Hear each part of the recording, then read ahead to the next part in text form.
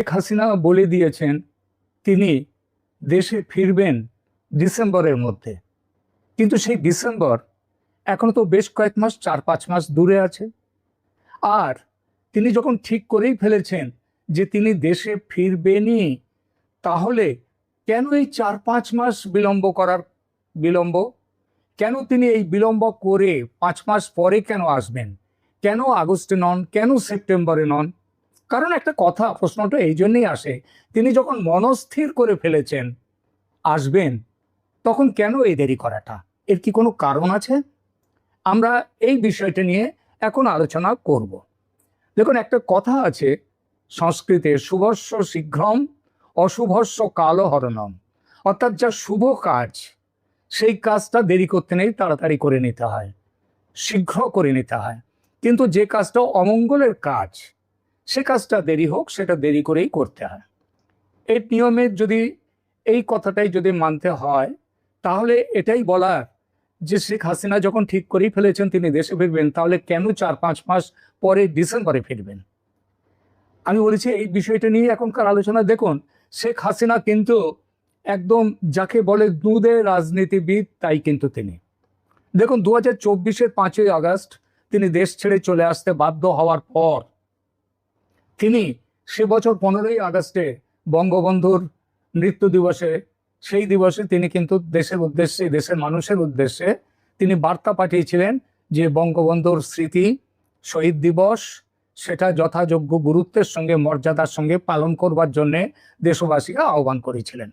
তারপর প্রায় 2 বছর ধরে তিনি মাঝে মাঝে অনলাইনে বক্তব্য রেখেছেন তার দলের নেতা কর্মীদের উদ্দেশ্যে। তিনি বিভিন্ন জায়গায় তার বক্তব্য পাঠিয়ে দিয়েছেন অনলাইনে। কিন্তু যাকে বলে সামনে আসা, সেই সামনে আসাটা তিনি এসছেন সেটা এই এবছর কয়েকদিন আগে 5ই আগস্টে দিল্লিতে একটি সাংবাদিক সম্মেলনে। সেই সম্মেলনে তিনি সাংবাদিকদের প্রশ্নের উত্তর দিয়েছেন, তিনি বিভিন্ন বিষয়ে তিনি কথা বলেছেন, এবং সেই কথা শুনলেই বোঝা যায় যে এটা তার প্রি রেকর্ডেড কথা নয়। অর্থাৎ তিনি পরিষ্কার সেখানে অংশ নিয়েছেন, যদিও তাকে দেখা যায়নি। এখন এই যে ব্যাপারটা তিনি করলেন, 2 বছর অপেক্ষা করলেন। 2 বছরের অপেক্ষাটা কেন ছিল? তা ছিল কুলিং পিরিয়ড। যে কোনো কারণেই হোক, প্রচার হোক, অপপ্রচার হোক, যে কোনো কারণেই হোক, সত্যি মিথ্যে তার বিরুদ্ধে একটা দেশব্যাপী উত্তেজনাকর পরিস্থিতি তৈরি হয়েছিল। সেই পরিস্থিতির পরিণামে তিনি দেশ ছাড়তে বাধ্য হয়েছিলেন। কিন্তু এটা তিনি ভেবেছিলেন যে সময়ের সবকিছু আবার থিতিয়ে আসবে। এই থিতিয়ে এসছে আস্তে আস্তে, এবং থিতিয়ে আসার ব্যাপারে সব থেকে বড় অবদান যার, তিনি হচ্ছেন ডক্টর মোহাম্মদ ইউনূস এবং তার অন্তর্বর্তী সরকার। এই সরকার বাংলাদেশটাকে একটা ললেসনেস, মাৎস্য ন্যায় সেই দেশে পরিণত করেছিল। আইনের শাসন নেই, বিচারপতিদের যেখানে খুশি সেখানে তাদেরকে জোর করে পদত্যাগ করানো হচ্ছে, খেয়াল খুশি মতো যাকে খুশি তাকে বিচারপতি করা হয়েছে। আইনের শাসন বলে কিছু ছিল না, এবং এর ফলে দেশের মানুষ বলতে বাধ্য হয়েছিল যে এর চেয়ে শেখ হাসিনার আমল ভালো ছিল। এই পরিস্থিতিতে যখন আমেরিকা দেখলো, কারণ আমেরিকার ডিপ স্টেট তারাই এনেছিল মোহাম্মদ ইউনূসকে, যখন দেখলো ওই সরকার প্রচণ্ডভাবে ব্যর্থ, তখন তারা করলো কি, একটা ভাবলো যে না, এই সরকারকে আর রাখা যাবে না। সেই সময়ে ভারতও তার তাসটা ভালোভাবে খেলে কি করলো, বিএনপির সাথে একটা যোগাযোগ করলো, এবং যে তারেক রহমান মাত্র 7 দিন আগেও বলেছিলেন আমি আমার নিজের ইচ্ছায় দেশে ফিরতে পারি না, সেই তারেক রহমান 7 দিনের মধ্যেই দেশে ফিরলেন। ভোট হলো, নির্বাচনে তারেকের সরকার বিপুলভাবে জয়লাভ করলো। যদিও আমেরিকা চেয়েছিল জামাত অন্তত জিতুক ওই নির্বাচনটা, তা কিন্তু হলো না। এই যে জয়টা হলো ভারতে, এই বাংলাদেশের তারেক রহমানের, সবাই বলেন এর পেছনে ভারতের ভূমিকা ছিল। ভারতের এই যে ভূমিকা, এর জন্যে ভারতের সাথে একটা একটা চুক্তি, সেটা লিখিত নয়, অলিখিত হলেও সেটা একটা চুক্তি হয়েছিল। চুক্তিটা কি? সেটা হচ্ছে বাংলাদেশে অন্তর্ভুক্তিমূলক নির্বাচন হবে, অর্থাৎ সমস্ত দলকে নিয়ে নির্বাচন হবে, অর্থাৎ আওয়ামী লীগকে বহিষ্কার করে, নিষিদ্ধ করে নির্বাচন হবে না। এই জন্যই করা হয়েছিল সেই নির্বাচনটা। এই নির্বাচনটা কিন্তু তারপরে দেখা গেল যে বিএনপি তার যে ওয়াদা শর্ত থেকে পিছিয়ে চলে এলো। ভারতের সাথে সেই প্রথম তাদের যে মানসিকতার তফাৎটা শুরু হয়ে গেল। তার আগে অবধি ভারত কিন্তু সত্যিকারেই মানে বিএনপির দিকে বন্ধুত্বের হাত বাড়িয়েছিল। এরপরে বিএনপি আরও চলে গেল চীনের কাছে, এবং চীন এবং পাকিস্তান এবং তুর্কির সাথে আরও বেশি ঘনিষ্ঠতা করলো, এবং এখানেই আমেরিকার সাথে তাদের আর একটা দ্বন্দ্ব হলো, এবং এই দ্বন্দ্বটিকে ভারত সুন্দরভাবে ব্যবহার করে এখন ভারত এবং আমেরিকা বাংলাদেশ নিয়ে একই নৌকার যাত্রী। এখন ভারত যা করবার সেগুলো করছে। এটা কবে থেকে এলো? এই যে কুলিং পিরিয়ডটার শেষ হয়ে গেল, দেখা গেল যে শেখ হাসিনা তার যে সরকার, সেই সরকার শেখ হাসিনার দেশে ফেরার একটা পশ্চাৎপট, একটা বাস্তব পটভূমি তৈরি হয়ে গেছে। এবং এই তৈরিটা হওয়ার পর এখন কি করলেন, কি দেখলাম আমরা, যে সেটা হচ্ছে সার্জিও গোর তিনি হচ্ছেন ভারতে মার্কিন রাষ্ট্রদূত, সেই সঙ্গে দক্ষিণ ও মধ্য এশিয়ায় আমেরিকার বিশেষ দূত, এবং এর সঙ্গে আরও একটা বড় পরিচয় আছে তার। সেই পরিচয়টা হলো যে তিনি প্রেসিডেন্ট ট্রাম্পের ঘনিষ্ঠ বৃত্তের একজন মানুষ, এমনকি তার সাথে তার ব্যবসায়িক যোগাযোগও রয়েছে। এমন একটি মানুষ সার্জিও গোর, তিনি ঢাকায় গেলেন 30শে জুলাই 3 দিনের সফরে, এবং সেখানে গিয়ে পরিষ্কার করে ঢাকাকে বলে এলেন যে এখানে এই সরকার এখন তার কি করতে হবে না হবে, শেখ হাসিনার ব্যাপার নিয়ে তিনি সেখানে গিয়েছিলেন। এবং সবথেকে অদ্ভুত কথা হলো, অবাক কথা হলো, তিনি বাংলাদেশে গেলেন সার্জিও গোর, সেখানে গিয়ে যতটা না বাংলাদেশের পররাষ্ট্রমন্ত্রীর সঙ্গে যতক্ষণ না কথা বলেন, 20-22 মিনিট কথা বলেছিলেন, কিন্তু তিনি সেখানে ভারতের যিনি রাষ্ট্রদূত দীনেশ ত্রিবেদী, তার সাথে প্রাতরাশ সারলেন, 1 ঘন্টা 20 মিনিটের ওপর তার সঙ্গে বৈঠক করলেন। এই সমস্ত ব্যাপারগুলো একটা ইঙ্গিত দিচ্ছে। এবং খলিলুর রহমানের সাথে সার্জিও গোরের বৈঠকের পর খলিলুর রহমানের যা শরীরী ভাষা, সেটা বুঝিয়ে দিয়েছিল যে তিনি খুব চাপের মধ্যে আছেন। এরপরে সার্জিও গোর দেখা করেন তারেক রহমানের সঙ্গে, এবং তারেক রহমানের সঙ্গে দেখা করার এই সব কিছুর পেছনে একটাই কারণ ছিল, সেটা হচ্ছে শেখ হাসিনার দেশে প্রত্যাবর্তন। এই প্রত্যাবর্তন নিয়ে সেখানে সমস্ত কথাগুলো তিনি বলে এলেন, এবং সে কথা মেনে নিতে হলো বিএনপি সরকারকে, তারেক রহমানকে, খলিলুর রহমানকে, মুখে যাই বলুন। এরপর আমরা কি দেখলাম, গত 9 তারিখে, গত রবিবার 9 আগস্ট, ভারত থেকে হঠাৎ ভারতের যে আমাদের রিসার্চ অ্যান্ড অ্যানালিসিস উইং, গোয়েন্দা সংস্থা, তার প্রধান পরাগ জৈন, তিনি চলে গেলেন বাংলাদেশে, তার সঙ্গে 4 জন, মতান্তরে আরও আগে পরে আরও কয়েকজন গিয়েছিলেন সেখানে, সর্বমোট নাকি 23 জন সেখানে যান। এবং সেখানে গিয়ে তারা বললেন যে তারা ডিজিএফআই এর আমন্ত্রণে এসছেন। আমি এই ব্যাপারটা নিয়ে আপনাদের কাছে একটি ভিডিও ইতিমধ্যে করেছি। মূল ব্যাপারগুলো কি? মূল ব্যাপারটা হচ্ছে শেখ হাসিনার ফেরা, তিনি কিভাবে ফিরবেন, কিভাবে তাকে বাংলাদেশ অ্যাকসেপ্ট করবে, কিভাবে, কোথায় তিনি থাকবেন, এই সমস্ত কিছু, কে তার হেফাজত নেবে, তার সিকিউরিটির দায়িত্ব কি হবে, এই পুরো ব্যাপারটা ঠিক করবার জন্য পরাগ জৈন গিয়েছিলেন বাংলাদেশে। এটা আজকাল এই বিষয় নিয়ে আর কোনো রকম প্রশ্নের অবকাশ নেই। পরাগ জৈন যেদিন গেলেন, ঠিক রবিবার, সোমবার দিন সকালে তারেক রহমানের সঙ্গে বৈঠকে বসলেন ভারতের রাষ্ট্রদূত দীনেশ ত্রিবেদী, এবং তিনি বৈঠকে বসলেন। বৈঠকে বসবার পরে বললেন, তারেক রহমানের খুবই প্রশংসা করলেন, এবং সেই প্রশংসার পরে যখন তাকে প্রশ্ন করা হলো যে তারেক রহমান কি দিল্লিতে ব্রিক্সের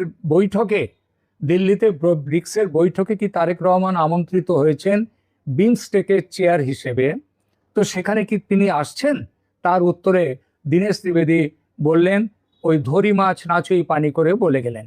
এখন জানা যাচ্ছে দীনেশ ত্রিবেদীর সঙ্গে তারেক রহমানের বৈঠক, তার আগে সার্জিও গোরের সাথে খলিলুর রহমান এবং তারেক রহমানের বৈঠক, পরাগ জৈনের দলবল নিয়ে বাংলাদেশে যাওয়া, এই সব কিছুর মূলে একটি বিষয়, সেটা হচ্ছে শেখ হাসিনার দেশে প্রত্যাবর্তন কিভাবে হবে, কেমনভাবে হবে, তিনি কোথায় থাকবেন, তার কি সিকিউরিটি, এই টোটাল ব্যাপার।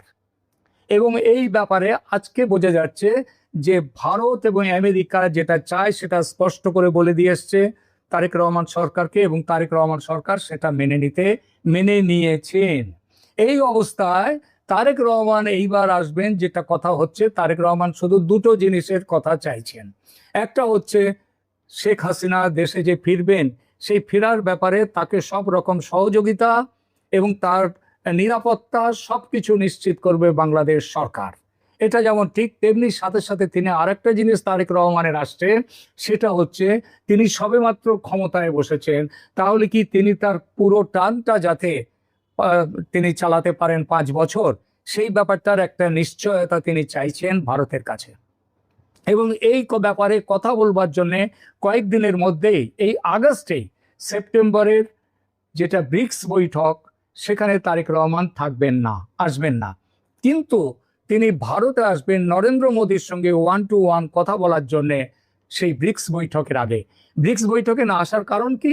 কারণটা এটাই যে আমেরিকা ব্রিক্সকে সমর্থন করে না, সুতরাং তারেক রহমান এখানে আসবেন না। ভারতও জবরদস্তি কিছু করেনি, কিন্তু ভারতের সাথে তারেক রহমান একটা আলাদা করে মিটিং করবেন এবং সেই মিটিংয়ের জন্যে তারেক রহমান এই মাসের শেষ দিকে তিনি ভারতে আসছেন, এটা মোটামুটি স্থির হয়ে গেছে। তাহলে সব মিলিয়ে ব্যাপারটা কি দাঁড়িয়ে গেল? দাঁড়ালো এটাই যে শেখ হাসিনার ফিরে আসাটা এখন ইফস অ্যান্ড বাটস, যদি কিন্তু এইসব ব্যাপার নয়। তিনি কিভাবে ফিরবেন সেটাও বড় এখন কোনো সমস্যা নয়, কারণ সে সমস্ত ব্যাপার যেটা তার, যে কিভাবে আসবেন, ফিরবেন, থাকবেন, সব ব্যাপারগুলো আলোচনা হয়ে গেছে বাংলাদেশের বর্তমান শাসকের সাথে, বিএনপির সাথে, তারেক রহমানের সাথে। এখন এই পরিস্থিতিতে তাহলে দাঁড়াচ্ছে যে কেন ডিসেম্বর পর্যন্ত অপেক্ষা করার দরকার? কারণ যে দ্রুততার সঙ্গে আমেরিকা এবং ভারত আওয়ামী লীগের শেখ হাসিনার প্রত্যাবর্তনটাকে একদম ফর্মুলেটেড করে দিয়েছে, একেবারে বাধা ছাদা করে দিয়েছে, একবারে রুটিন ঠিক করে দিয়েছেন, তারপরে এখন আর তাহলে দেরি করার কোনো অর্থ হয় না। সুতরাং শেখ হাসিনা এমনও হতে পারে সেপ্টেম্বরের মধ্যেই, খুব সম্ভবত সেপ্টেম্বরের মধ্যেই দেশে ফিরছেন। বাংলাদেশের মানুষকে আমি বহুবার এখানটায় নানা রকম আমি এপিসোড করেছি, সেখানে বলেছি ভারত ঠিক সময়ে সেই খেলাটা খেলবে। অনেকেই বলেছিলেন ভারত কেন বাংলাদেশ আক্রমণ করছে না, অমুক করছে না, তমুক করছে না। কেন? বাংলাদেশের একটা জিনিস জেনে রাখবেন, বাংলাদেশের মানুষের ক্ষতি হোক এমনটা ভারত কোনোদিন চায়নি। ভারত যেটা চায় সেটা হচ্ছে ভালোভাবে সহজে শান্তিপূর্ণভাবে সমস্যা মিটে যায়, তাহলে সেটাই করবে। আর ভারত সেটাই করেছে।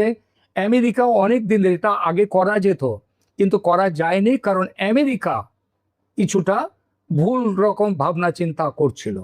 এখন বুঝে গেছে যে ইন্দো প্যাসিফিকে এবং চীনকে আটকাতে গেলে ভারতের সাহায্য ছাড়া আমেরিকার সামনে দ্বিতীয় কোনো পথ নেই।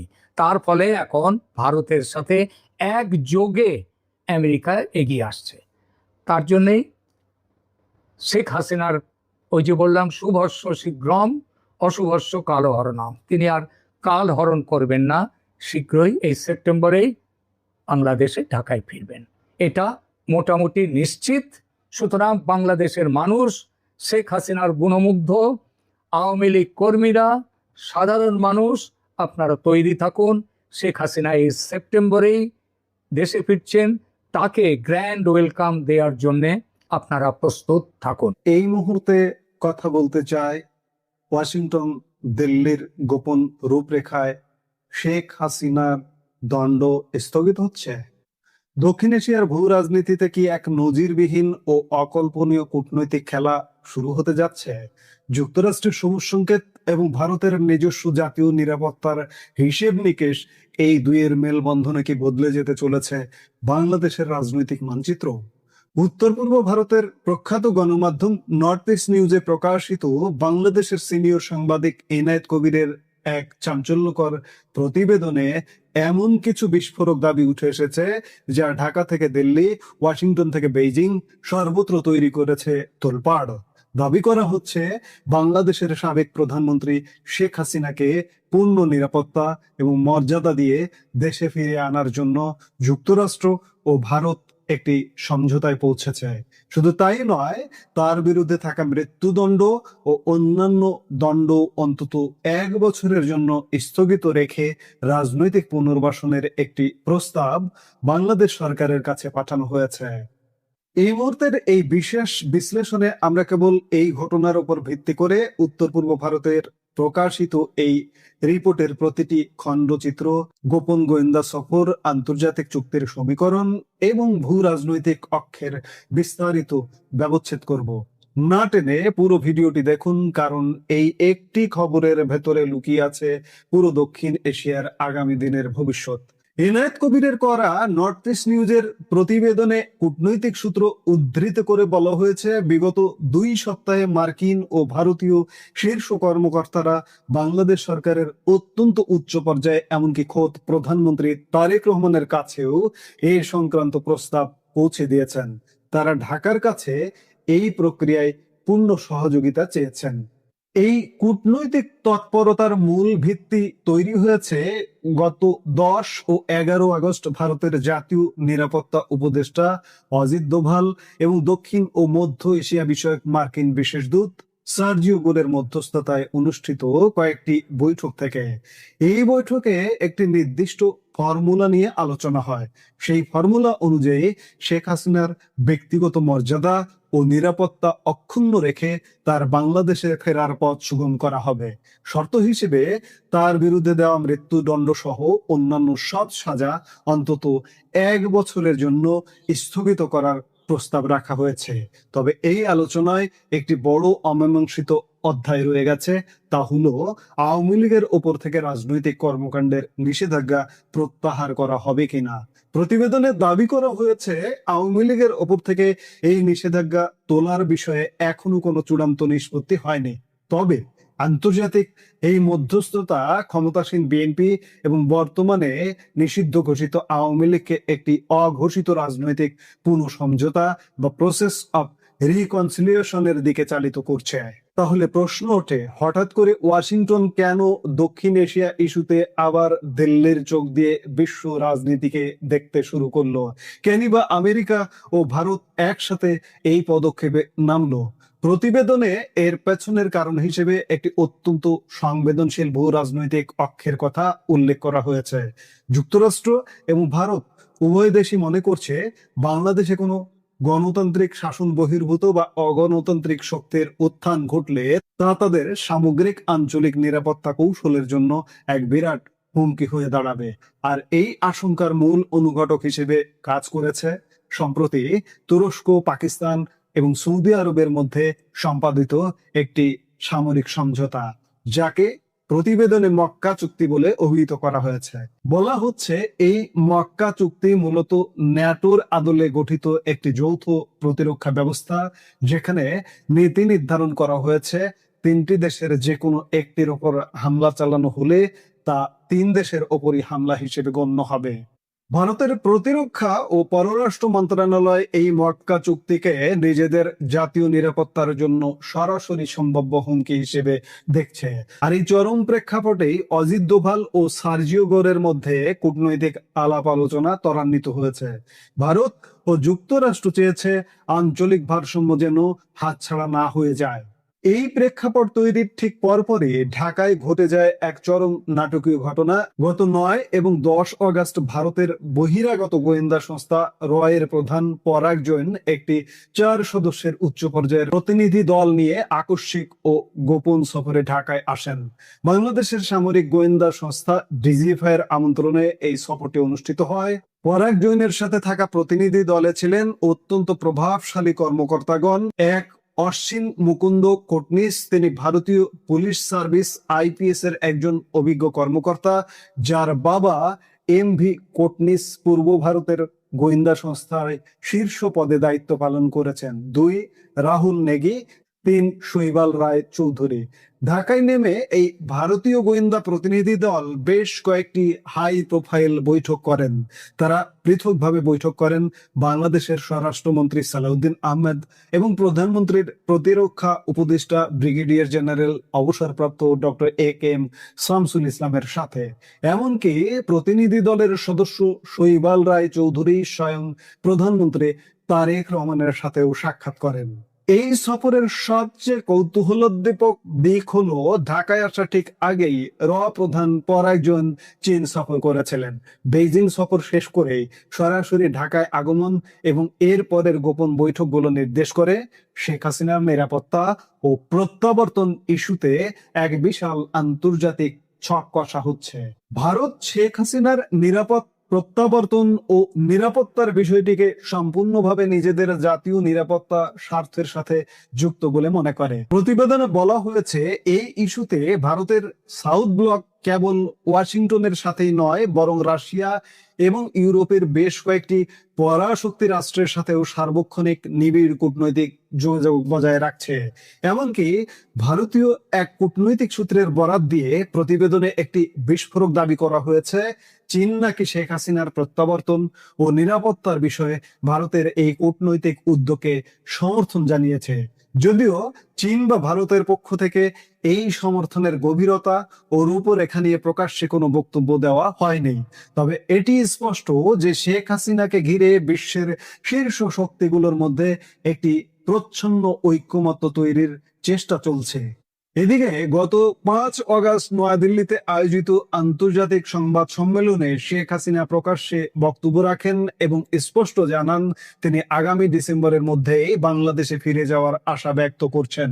তার এই প্রকাশ্য বার্তা বিশ্বজুড়ে আলোড়ন তোলে এবং আন্তর্জাতিক মহলে তার বিরুদ্ধে হওয়া বিচার প্রক্রিয়ার স্বচ্ছতা নিয়ে বিতর্ক জোরালো হয়।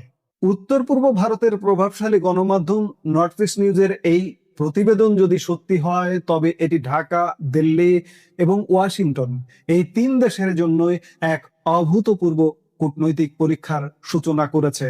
দিল্লির জন্য কি চ্যালেঞ্জ হতে পারে? ভারতকে একদিকে বাংলাদেশে বর্তমান সরকারের সাথে সম্পর্ক স্বাভাবিক রাখতে হচ্ছে, অন্যদিকে নিজেদের দীর্ঘদিনের মিত্র শেখ হাসিনা ও আওয়ামী লীগের রাজনৈতিক ভবিষ্যৎ রক্ষা এবং সীমানা কেন্দ্রিক নিরাপত্তা নিশ্চিত করতে হচ্ছে। ওয়াশিংটনের দৃষ্টিভঙ্গি বা কেমন? যুক্তরাষ্ট্রের কাছে মুখ্য বিষয় হলো ইন্দো প্যাসিফিক অঞ্চল ও দক্ষিণ এশিয়ার স্থিরতা। ওয়াশিংটন পুরো বিষয়টিকেই ভারতের নিরাপত্তা বলয়ের চশমা দিয়ে পর্যবেক্ষণ করছে। ঢাকার জন্য কি সমীকরণ অপেক্ষা করছে? তবে সবচেয়ে কঠিন অবস্থায় রয়েছে ঢাকা। শেখ হাসিনার সাজা স্থগিত করা কিংবা তাকে নিরাপদে দেশে ফিরতে দেওয়া ঢাকার বর্তমান সরকারের জন্য এক চরম বিচারিক ও রাজনৈতিক পরীক্ষার বিষয়। কারণ এর সাথে জড়িয়ে আছে আদালতের রায় বাস্তবায়ন, দেশের অভ্যন্তরীণ আইন শৃঙ্খলা এবং গণ দাবির মুখ রক্ষা করার বিশাল দায়বদ্ধতা। ভিডিওর এই পর্যায়ে এসে আমাদের অবশ্যই অতি জরুরি একটি বিষয় পরিষ্কার মনে রাখতে হবে। নর্থ ইস্ট নিউজের প্রকাশিত এই বিস্ফোরক তথ্যের বিষয়ে